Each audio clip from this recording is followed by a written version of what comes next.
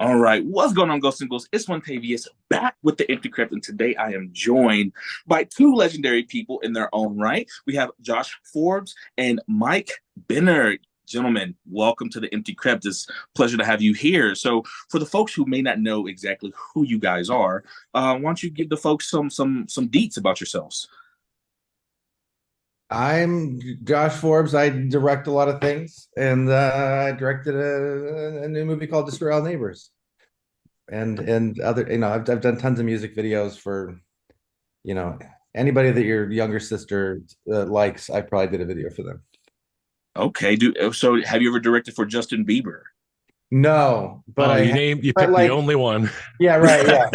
But like, I don't know, like Megan Trainor and JoJo Siwa and Carly Rae Jepsen and Okay. Sarah Bareilles. I don't know. It's a lot. Just Walk the Moon. I was nominated for MTV VMA, which is quite exciting. And yeah, so I don't know.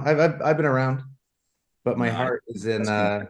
is in the spooky stuff. So It's a real Nice. like not too far of a jump from Carly Rae Jepsen to Destroy All Neighbors, right? basically the same thing. It's Yeah. just you know. And Mike, can you give us a little introduction of yourself, sir? Yeah, I'm Mike Benner. I am a TV and film writer. I like Josh, I've been around for a long time too. And yeah, I'm one of the writers of Destroy All Neighbors out now on Shudder. Go see it at Sketchfest this weekend. Heck yeah. Sure. Now, just kind of walk us through like the writing process behind Destroy All Neighbors, because I just checked it out a few days ago, and I have to say it was hilarious. Like I had a great time watching this film. So kind of just walk me through like that process of directing a movie like this and also co-writing a movie like this. Yeah, I mean, so on my end, it kind of started. So so we've had three writers on the project. First writer was my buddy Charles Piper, and he had a neighbor that was just insane. Like it's funny because he just posted a video of dealing with it, and it's like it was exactly the movie. Like it's From crazy. back in like 2014, right? Yeah, right. Yeah. He would tell me these stories, and like I had a neighbor that I had trouble with and stuff, and so we sort of decided to like it's like, oh, that's because he and I are both just really nervous guys, and like we have a hard time with confrontation. So it's like, oh, what if a guy finally stood up to his neighbor, but then he died, and then how do you deal with that or whatever? That was kind of the initial idea. And so Charlie and I kind of like knocked around a bunch of characters, and eventually cracked some form of a script. And we're kind of passing it around, and it just wasn't igniting fire the way I wanted it to. And so I'm friends with Mike, and Mike, like Charlie and I are kind of like first time writer sort of Mm. guys. And I just knew that Mike with his comedy back. Oh, and we had just done a short film together, and it's like with his comedy background, and his love of genre stuff too, and just having worked on a show where you've got to kind of play by the rules and sort of know the structure and beats and stuff. I was like, this would be perfect if he would take a whack at it, and he did, and it just elevated everything. Like I feel like all the flavor was there with Charlie and the characters and stuff, but Mike brought it to such a next level. Yeah, Anyway. for me, like I remember getting the script, and I don't know if we had just worked on The Submissive, which is the short Josh mentioned, which is a thing that I love and still think about fondly. And if you want to see all 6'8" of Steve Agee poured into a leather bodysuit and a gimp mask, go check out The Submissive. Just Google The Submissive and my name or Josh names, it'll come up. But Mhm. I don't know. I think maybe the submissive came after I'd already worked on a script. I don't remember the I don't exact even timeline, remember. Yeah. but I remember getting Destroy All Neighbors from you and Charlie, and you just being like, "Can you take a look? Let me know what you think." And like the horror element of it was there, but I remember from talking with you and Charlie, and just like kind of the reference points we had were like Evil Dead and like all these classic kind of like comedic horror films. And I think that's why I was kind of brought on board to kind of make it a little goofier and add a little bit more structure to it. So like I think it was like already there. I just kind of helped push it forward a little bit. And then Mike also he brought in, I mean, one of the most genius twists that he added was the music. Like originally, the character of William, like he wanted to be a cartoonist. Yeah, And he worked in a bank and he wanted to be a cartoonist, and I just was like, let's like let's get him a job and a hobby that is a little more kind of like visually and audibly like fun to watch, because watching him kind of doodle in a notepad is not the most cinematic thing. right. That's true. And so, and behind that too, like, for the folks who haven't seen the movie yet, so I don't want to do too much spoilers, so but I may put a little spoiler link in here. But for like people, so I'm trying to imagine like if you guys would have kept it as him being an artist opposed to being wanting to do music, how would that look? And I mean that was kind of a creative thing to have him be almost like a rock star. So can you guys talk about your favorite moments filming and making this movie? Well, Josh, I'll say something, and then you tell me as the director whether I'm off or not. But I feel like if we kept it with the artist, in order to kind of make it pop on the movie, we would have had to triple our budget by adding a ton of animation and things like that. Yeah, I think that's like, what it. Yeah, yeah. So in some ways, like the music was a more like achievable thing on film. Yeah, I think it would have ended up being like it would be more in his imagination and things would pop in and out. That was kind of the idea, which it would make it more expensive. And I feel like the lo-fi thing we went for worked out so well. But the second question was more like just what was the most fun part to shoot? Yeah. I mean, for me, it's like the hardest and most fun part. What is Vlad's death scene? I mean, it's in the trailer, so I guess I can spoil it. I think it's like in the log line. I mean, he's dead for most of the trailer. He's a disembodied head for most of the trailer. Yeah. I feel like, so I don't think it's a spoiler to point out that he died. But that whole scene was really fun because it's like it's almost half like a contained 2-person play for a bit, and then when it gets when the gore and whatever kicks in, it's just so fun and kinetic. Yeah, it was just that one was really a blast. And that's one too that like I noticed like when I'm watching with an audience, like that's the moment when like you can sense the whole audience is locked in. Like beforehand we're kind of introducing people and themes and this and that, and it's funny and it's light, and then when that happens, you're like, I can't tear my eyes off. At least that's what I hope. How about for you? How about for you, Mike? I was not there on set this day, but I think my favorite moment of the movie is watching Jonah Ray, who's the lead of the movie and does a fantastic job. When he I guess I won't say too much, but there's a moment where he has to remove a piece of a shard of record from another character's neck, and then blood sprays all over him, and then he tries to put it back in.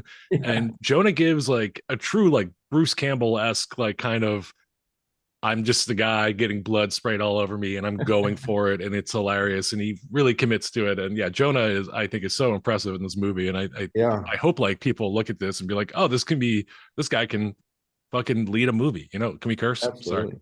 Sorry. Yeah, no, you're good. No, and actually, I have to agree with that. Like, so for the people who don't know, Jonah Ray plays William, but he was so likable, and you kind of feel bad for the guy because you're like, all this crazy events and all this shit's happening to him, and it's like he just wants to be a good guy. He just he wants to make music. He just wants his neighbor to like shut up, and he can't have it. He's being pulled in all these different directions. His boss at the recording studio is being a dick, and you got the lady down the hallway, the landlord, the property manager, she's asking so many things of him. The man just wants to live his life. Mm-hmm. And then all these crazy things start happening. It's like you feel bad for him, and it's just hilarious how you guys like put this together. I'm talking about probably my favorite movie thus far of 2024. So how's the fan response been for you guys from this film? I think it's been pretty amazing. I mean, it's funny because there are a couple. I mean, I've seen a couple reviews that were sort of duds, but then even in the dud ones, they're like, oh, the prosthetics are amazing, the acting's great, it's so funny, it's da da da da. But like, you know, so it's like even the people who like don't like it, I think they like it, you know. There have been a couple like I've been looking at Letterboxd here and there, and there's a couple that are like 2-star reviews, and I'm like, oh man, and then I read it and they're like really funny, like Yeah. looked great, like impressive what they did with the budget, 2 stars, and I'm like, what the fuck? Hit that 3, hit that 4. But it's Right. also Sorry, go ahead. just to jump in, like, I mean, it's funny, like with reviews in general, like for a movie like this specifically, because so much of the theme of the movie is like, hey, don't care about what people say, try and shut down the inner hater voice inside you, and just like put it out. And if people like it, they like it. If they don't, they don't like it, you know. Yeah. And so it's you'd think that people would be more like, yeah, that's awesome, they made a thing, it was fun, like I liked it, you know. But so far so good. So far so good. Yeah. I do want to go back 1 second, Montavious. You were talking about how like likable Jonah is, and I think something that Josh, you and I'm sure Alex and Jonah all kind of collaborated on was having William kind of maintain that likability while also going down the rabbit of being an absolute piece of shit. And I feel like Yeah. that moment, Yeah. like where he is like kind of first getting like starting to kind of go over the edge, and he calls Christian's character an unhoused piece of shit. Yeah. And it's like an awful thing to say to Yeah. a homeless guy, but you're just like, at the same time it's funny because he's also using like the PC term for homeless. Right. And he's somehow being funny and likable in this moment where he's being a monster. Yeah. Like he's trying to do the right thing, but he's clearly doing the wrong thing. Yeah. Kudos to Jonah. Jonah is fantastic. And Alex Winter also. I mentioned Alex. He's the obviously star producer. Dude, yeah. See, and I didn't know. I actually went through the cast. I didn't know Alex. And again, for those who don't know, Alex Winters, from The Lost Boys and many other projects. However, I didn't know he played Vlad. Like I went, and looked because you guys did so well at disguising, like his features. I had literally went back and I checked out, a few of you guys' Instagrams just to kind of look behind the scenes, and I'm like, yo, that's Alex. Yeah. Wow. Yeah. He does a great job at being an asshole, essentially, like he does a very good job and he's funny. Yeah. Did not that. He also is almost unrecognizable in his brief unmakeup cameo as the public defender, which I want to commend you. Josh, are you aware of the meme of like, I don't know if you guys had this in mind when you're kind of outfitting him with the wardrobe, but like there's the classic Twitter meme of like, if your public defender looks like this, you're going to jail, and it's just like a guy like in a shitty rumpled suit. And I was like, that's Alex looks like that. Kind of like, oh, William's going to jail because this is what his lawyers dress like. I've not seen that meme, but yeah, that's definitely He is just such a selfless performer. Like, I mean, the fact like no, talk about no ego. Like to be in a movie where you don't even look like yourself, and just totally rock it. And like he in many ways almost prefers that. He likes the character. And a fully formed one, even the public defender character, like even that's just one scene, like he added so much, just like just little finger taps and his little coughing and his like he doesn't swear, he says crap instead of shit. Like I don't know, there's just so many little choices. He's just such a genius. And I do want to a thing when I was kind of doing my rewrite of the script, like a North Star for me, and this was before Alex ever came on board. I had the movie Freaked in mind, which is a movie that Alex starred in and directed back in the 90s, and it's like a classic kind of horror comedy with a bunch of practical effects. And like I think I was really trying to like go after that tone. So then to like 2 years later have like Alex come on as like a producer and star, I was like, this is incredible. I remember before Alex was around, I was like trying to push Action Bronson at you to be Vlad, or like guys like that, but like to get just Alex and makeup was incredible. So I gotta say, we're in that the era now where it's easy to do, CGI, and I'll never knock CGI, but was that the thought process going in, was to make this as practical as possible? Yeah, I'm always trying to like figure out where that came from. I mean, I think just even from day one when we were talking about having this crazy neighbor, I just always had this idea of it being, like a Muppet kind of. It's like a big, like a Dark Crystal character or something. Like just and I think part of that is like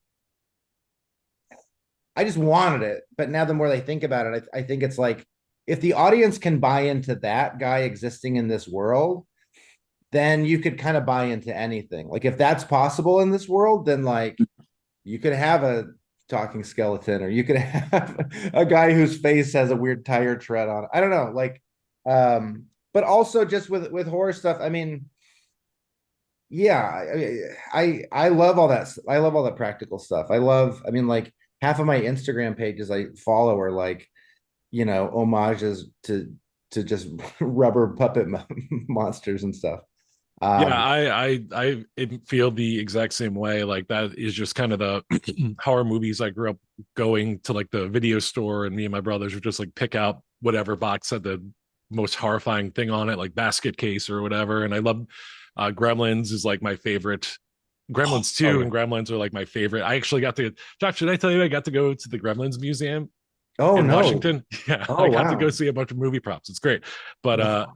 so like I think in my mind I was always kind of on the same page where it's like, yeah, this should have as many fun practical effects. And I think on exactly what you're saying, if you can buy into the fact that they're a big horrible rubber man is this Mhm. guy's neighbor, then you'll go further with the story. And I think did anybody see Godzilla -1?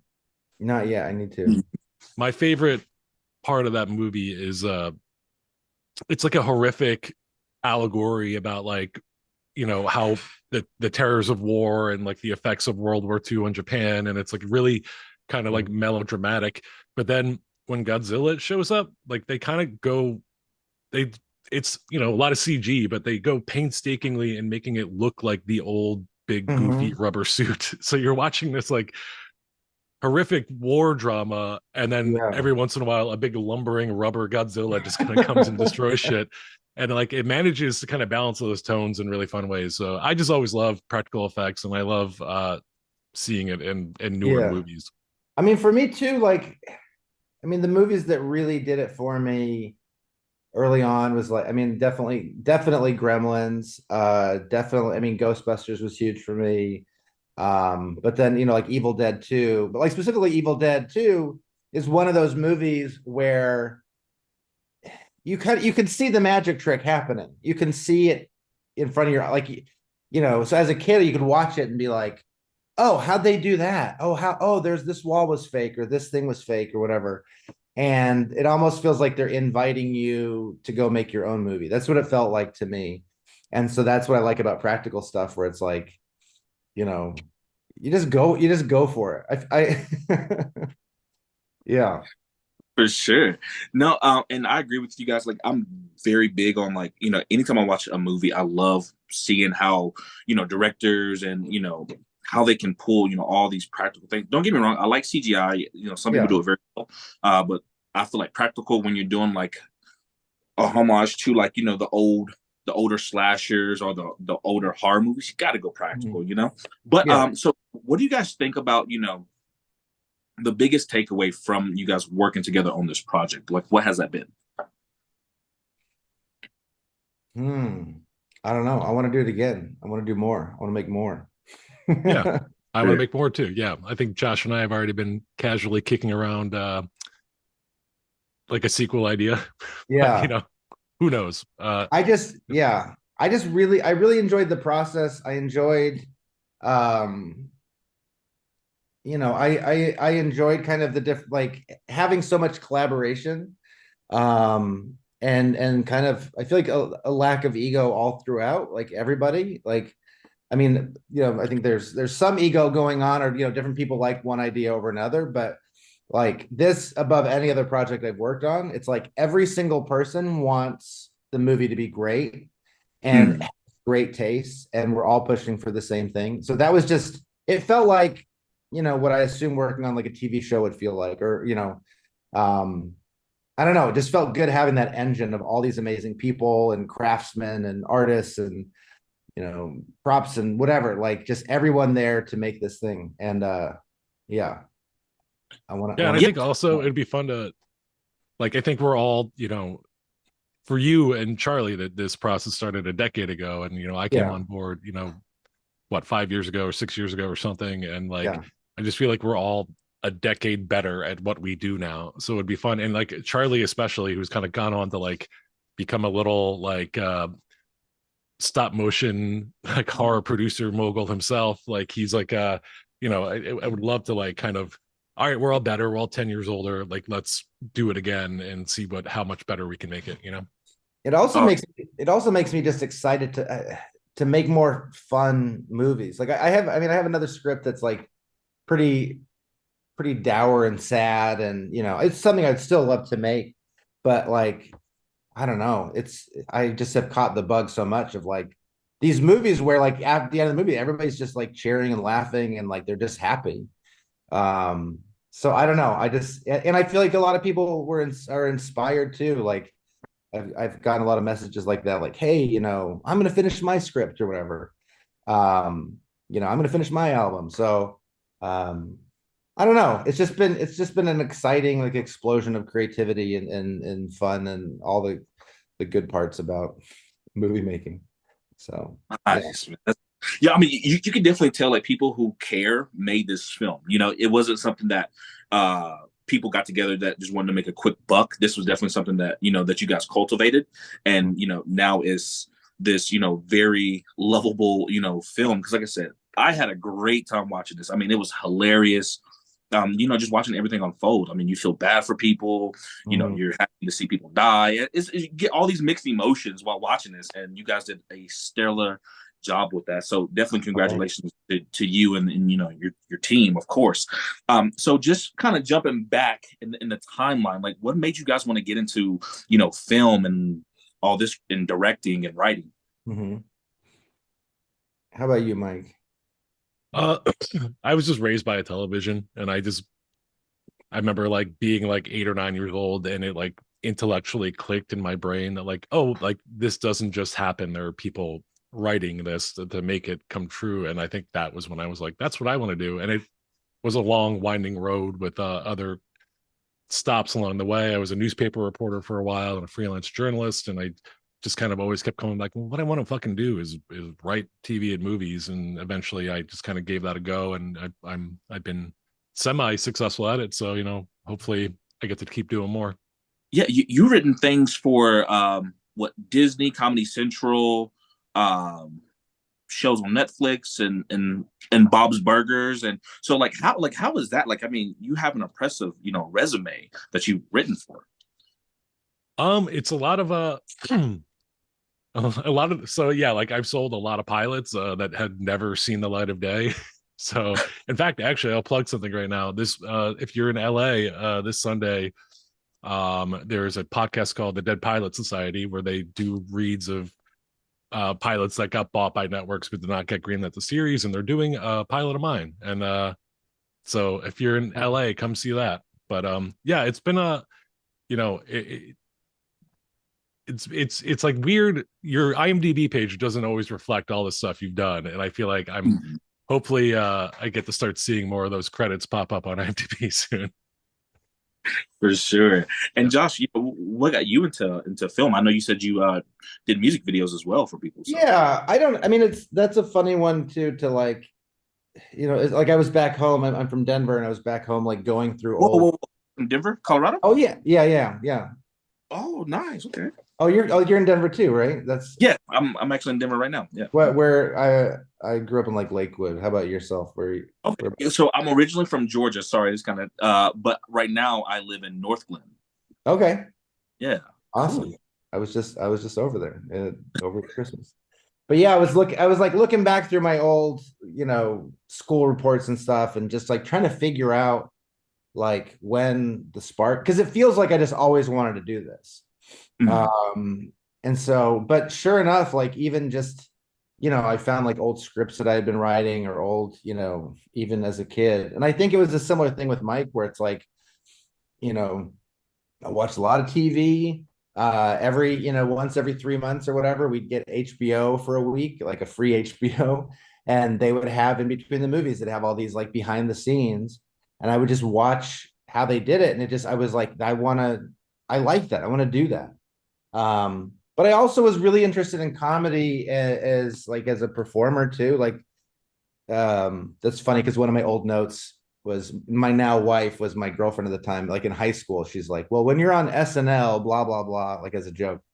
But that was like a goal from. It was just like I knew I wanted to do something creative, and I knew I was funny, and you know, just had to figure out some way to make money and keep doing it. And somehow, and that's the thing too, is like because I got into music videos, and there's not a lot of room for comedy. There's not a lot of room for, a lot of times it's just like this girl needs to look hot and we're on the beach, and that's what the video is. But I was able to kind of interject my humor here and there. And then, with a project like this, it's like, there's no shackles. You're just free to just like the grossest, the dumbest, the whatever weirdest, like you can just throw everything into it. So yeah. Gosh, can I ask you a question actually? Please. So I've music videos are actually like low key one of my like favorite art forms, and like I feel like you're so inventive in your in the way you shoot in bringing like these kind of crazy ideas to life. Like how did you learn to do kind of the practical things that you do? I don't know. I mean, I think it's just you learn piece by piece. I think that's part of it. You're I just think like, it's a problem where you're like, okay, I want it to look like this. I have to reverse engineer how to get it there. yeah. Got it. I mean, the best thing was just not knowing that I wasn't supposed to do it. Like I wasn't supposed to do it that way. Mhm. Like one of my first videos was for a band called the Submarines, and we had $5,000, which to me, like I took a picture of myself with the check. Like I was like, this is the most money anyone's ever seen in their life. And so like I Cut to talked to 2 months guys, later and you've lost money on it. right? Yeah. Well, I talked a friend of mine into he built a set, like a half a set, like almost like a Wes Anderson set of like a submarine in his like dad's fishing supply store or something like that. Like and we had puppets too. Like we had a puppet tentacle monster and stuff. And yeah, but part of it was just because it's like I didn't know you couldn't do that. Um, but also like I love like some of my favorite stuff is like I don't know if you've ever seen like this guy Jerry Anderson did a thing called like the Thunderbirds, and he did a thing called Marionation is what he called it. It's like it's just puppets, Yeah. but he would shoot it like it's a real action show. Like it was kind of I think it's like the 60s, 70s or something. Is the Thunderbirds, are they the ones that they had the superimposed mouths and everything? No, that's something else, but that's Clutch Cargo. These ones, okay. they just look, but they would have like these scenes that look like they're from a James Bond movie, but if you looked closer, you're like, oh, these are just toys. And that kind of I think about that all the time, where it's like if you can have the rhythm of a movie, or if you can have things sort of look real and get the audience to buy in on it, like you're golden. You could just you could make Star Wars with like cardboard cutouts and stuff. Like it won't be as good, but you could still communicate it. So that was always a thing for me, where it's like what can we do that with stuff that we have on hand, to tell a story, or especially with comedy, because it's like you look at any good sketch comedy, like the sets aren't necessarily great. The wigs aren't great. You got a weird mustache falling off, like, but it works. It works. Yeah. Not to just continue pontificating, but like I did a lot of like improv training. Like I went through the Improv Olympic school, which then from there, that's where like the Upright Citizens Brigade came from and whatever. But one of the things I learned in that was like this guy Del Close, who started that whole theater, his style of improv was kind of just about characters in a situation, like two characters, very immediately recognizable, in some sort of weird situation. And then you go to another scene. And then by the end of the show, you've got characters from scene A that are in scene B, or, whatever. Like, it's all jumbled up. And it's not so much about the plot, but it's about these relationships. And I feel like that's kind of the movie that we made with this. Is it's like, it rockets down the street as far as the plot is going. Like, there's an engine to it and stuff's happening. But to me, it's really about putting two characters in a room and like seeing how they interact. Anyway. Nice. Now, just kind of follow up now. Was there any like difficult times, on set, or, for you, Mike, was there any difficult times with, trying to, implement something that you saw differently? Like, I know, for you, Josh, maybe, filming a music video maybe a little bit different from, making a feature film, or is that similar? I mean, for me, it was similar because it's like, yeah, I mean, it's similar because you're just like, you have no time and you have no money, and you're just, and you're constantly like negotiating in your head between the plans you had last night and the reality that's in front of you, and the time that's burning. So you're like, so say you're doing a music video, like maybe I'd want like a wide shot and a close up and a, swirling shot and this and that. But like, as the day's going on, it's like, oh no, this artist is tired.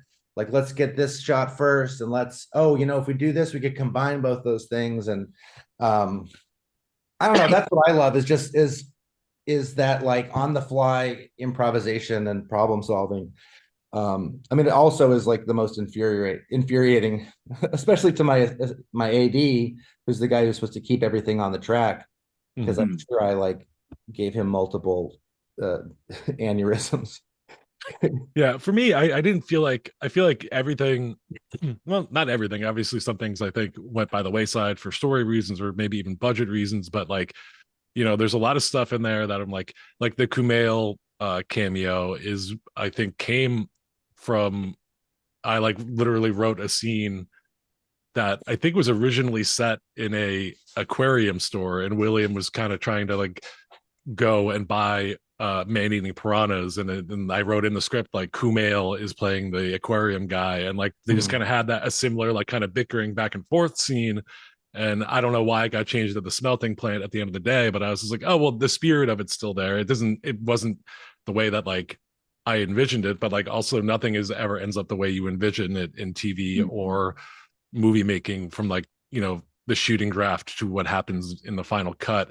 And then I think God bless our producer Russell Sansgiri. He made this movie happen, kept it quick and on time and under budget, and kind of, I think, speaking of aneurysms, he must have had Oh my gosh, yeah. plenty. But I think because it was such a tight shoot, it's such difficult constraints, he didn't want the writers on the set very often, so I wasn't there that much. And I remember being on set one time, and I remember it was kind of one of the big end scenes, and Kieran was having kind of to do like a monologue, and I just remember pitching her new jokes and suddenly I just became very aware that Russell was standing right next to me. It was just like, hey Mike, do you want to go take a seat over there in Video Village and watch? And I just was like, I'm pitching jokes right now. And it was like, I could see him being like, please do not add work for me. But I think one of those jokes made it in. Yeah. I think it was it's, you get in trouble when you measure beer in feet or whatever that line was. But so I was like, you just have to like at some point trust that the adults know what they're doing, and I'm just kind of some dummy that's like, I can pitch more jokes, right? Which, yeah, I mean, that's something I had to learn early on, is just that like everyone has, it's like a body, and everyone is an organ in the body and is serving a different function. So it's like Russell's function was, hey, let's Yeah. Yeah. I feel like our function is like, Everybody focus. Yeah. let's get expansive. What else is possible? And for him, he's like, why don't we just do the thing we talked about yesterday?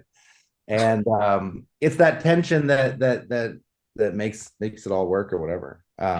Yeah, Russell, I was thinking of like thinking of memes. Like, I feel like Russell is like he's like Spider-Man in Spider-Man 2 when he's in front of the subway and he's just like, I feel Yeah. like that's Russell. He's just like desperately trying to hold it all together. And And he did. He I did his guess job. I was I the mean, drink. and again, you guys did phenomenal job. So, just kind of like in closing now, what can the fans expect from you guys next? Like, what can we be in store for? It's a good question. Well, eventually there'll be a DVD which you guys should buy. I don't even know if if we make any money off that, but I don't know. You should just buy it. Yeah. But I don't know. I have a documentary that I'm working on about the comedian Gallagher. He's the guy who smashed watermelons.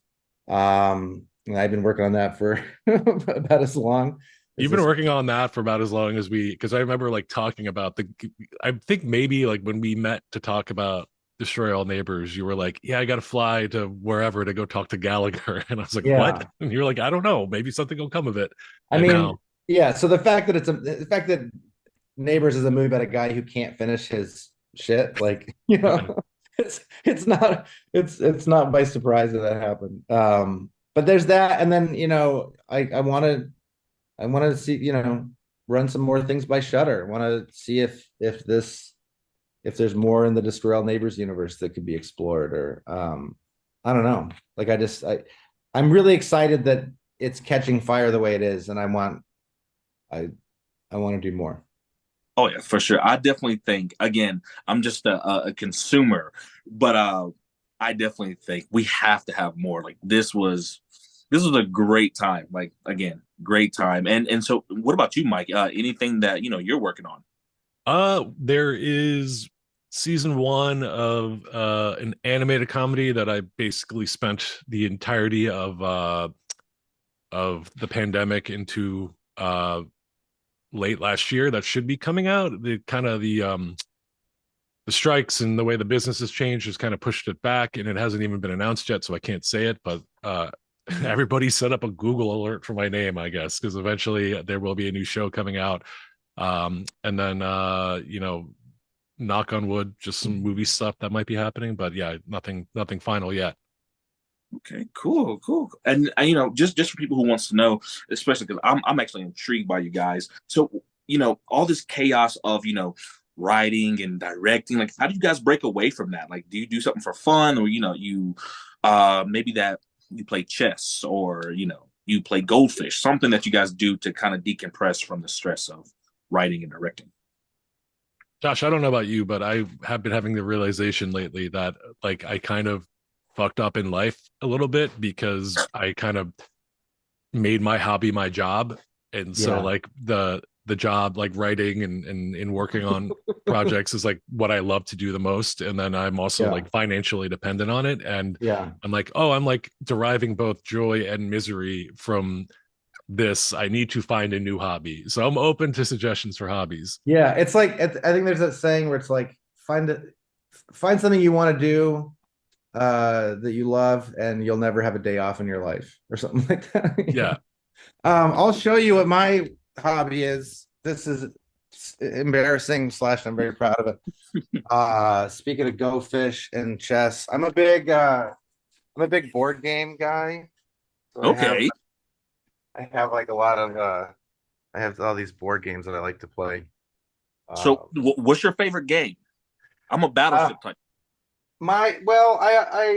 Let's see. I always bring up, there's one called Agricola over here that's about farming. Oh, here it is.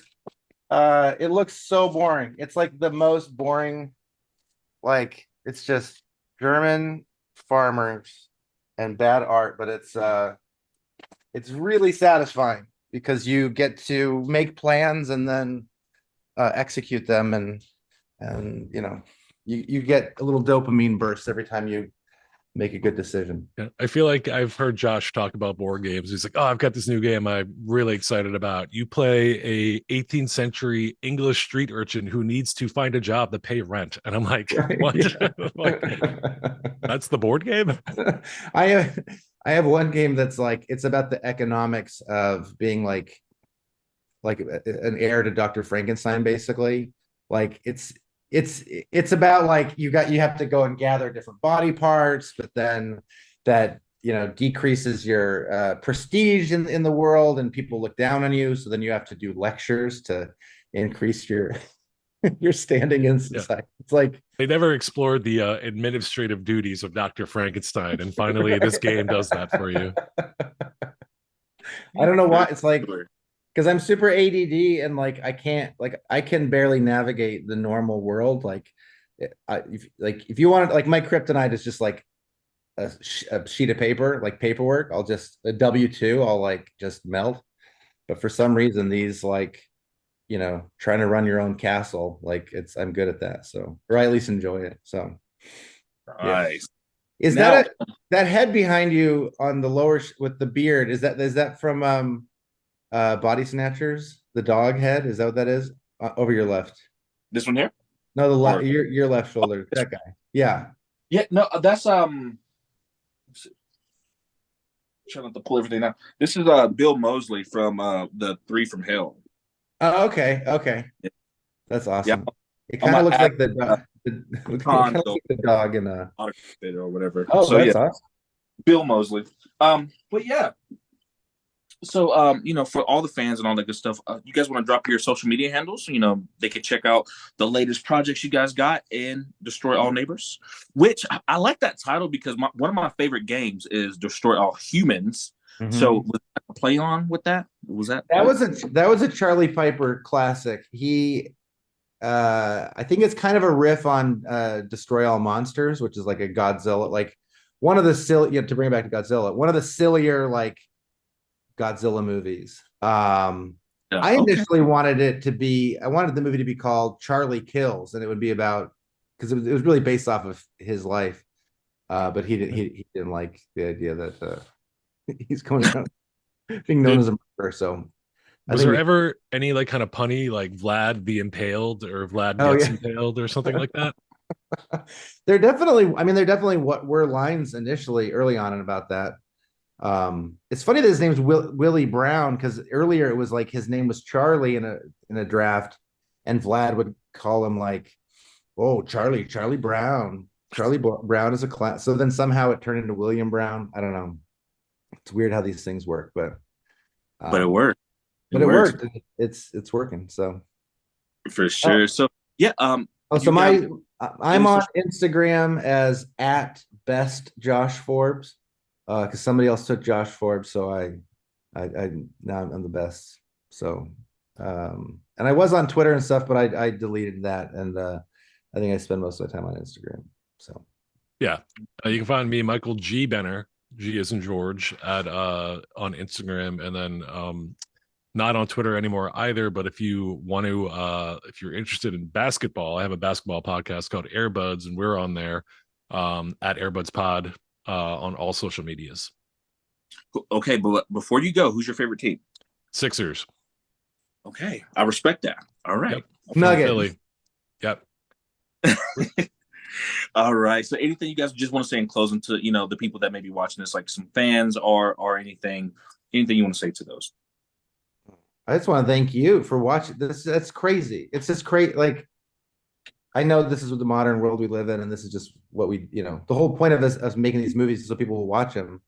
But like, I don't know, the fact that you took time out of your day to want to talk to us, and like, I don't know, and that you actually watched the movie and enjoyed it, like that's mind blowing to me. And so I don't know, it's just that's we made this movie for you and for horror fans who want something more, who want to laugh, who want all the zaniness or whatever.